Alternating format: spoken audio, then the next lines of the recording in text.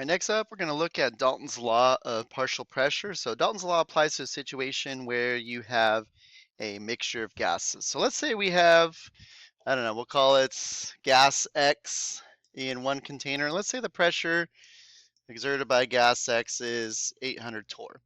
And in another container, same size, we have a different gas. We'll call it gas O.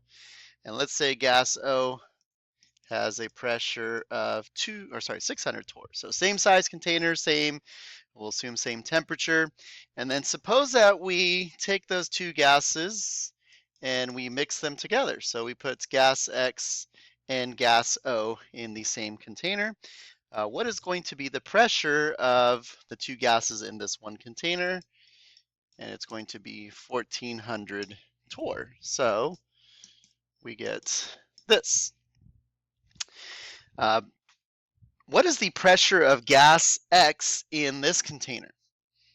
And what is the pressure of gas O inside this container? Now, the pressures of those two gases are independent of one another. So the pressure exerted by each individual gas in a mixture of gases is called partial pressure. So what is the partial pressure of gas X in this container? So gas X has a partial pressure of 800 torr. Gas O has a partial pressure of 600 torr, just like they did when they're by themselves in their own container. So Dalton's law states that in a mixture of gases, the sum of the partial pressures is equal to the total pressure. And so we get to this situation I'll call the total pressure exerted by all the gases PT is equal to the pressure of gas 1 plus the pressure of gas 2 plus the pressure of gas 3 and so on. So each of those partial pressures will sum to the total pressure. Now, oftentimes in a laboratory, and we'll see this in our next experiment, gases are collected from a water solution, or also called collected over water, gas collected over water. So take a look on page 458. We have hydrogen gas being collected over water in that inverted flask. We can also see this on page 459 as well in the margin, figure 18.7. We have a gas being collected over water. So let's say you have, I don't know, some container and it's got water in it, and you have your flask in here, and you have gas collected. So let's do this. I'll change color. So you have some gas that's being collected over the water. So in the case of figure 18.6, we have hydrogen gas being collected over water. Because the gas is being collected over water, this water here is evaporating. And so not only do you have hydrogen gas in that space, but you have water vapor as well. So we call this a wet gas because the hydrogen is also combined with water vapor. So Dalton's law still applies, but our equation looks a little bit different. So total pressure is equal to the pressure of the gas plus the what's called vapor pressure of water. And the vapor pressure of water is based on the fact that there's these water molecules are moving around inside there, colliding with the walls of their container.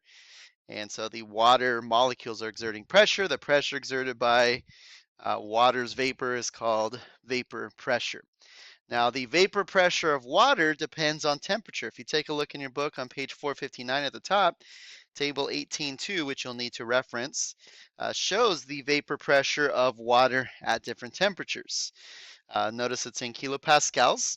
Also notice that as the temperature of water increases, so is its vapor pressure. So as the temperature of water increases, more and more water is able to evaporate, leading to more and more water molecules in the gaseous phase, leading to more and more collisions, leading to more and more pressure. Notice something. What is the vapor pressure of water at 100 degrees Celsius? Interesting, huh? 101.3 kilopascals. We talked about this before with boiling. A liquid will boil when its vapor pressure is equal to atmospheric pressure. So standard pressure is 101.3 kilopascals. And so that's why water boils at 100 degrees Celsius. All right, let's take a look at some examples. A gas with 3 different chemicals in it has a total pressure of 101 kilopascals. Gas A has a partial pressure of 51 kilopascals, and gas B has a partial pressure of 35 kilopascals. What is the partial pressure of gas C? I will let you set this up on your own. Go ahead and pause the video now. Done here, I've taken Dalton's law, rearranged it, so we know the total pressure and we know the partial pressure of 2 of the gases. We need to find the partial pressure of the third gas. So I'm going to take the total pressure and subtract from it the partial pressures of the other 2 gases. So notice how I set that up here. And that'll give us the partial pressure of the third gas, in this case being 15 kilopascals. All right, next up, the pressure of wet oxygen collected over water. So we have wet oxygen, meaning the oxygen is collected over water, so it's with water at 22 degrees Celsius, and the pressure is 104 kilopascals. So what's important to notice here, or to understand rather, is that 104 kilopascals is the pressure of the oxygen gas and the water. So we want to find the pressure of the dry gas. That's just oxygen by itself. So again, we're going to use Dalton's law. So I'm going to write it this way this time. So we know the total pressure, and we know the vapor pressure of water. That's in the table in the book. I'll let you take a look. Go ahead and find the pressure of the oxygen gas. Go ahead and pause the video now.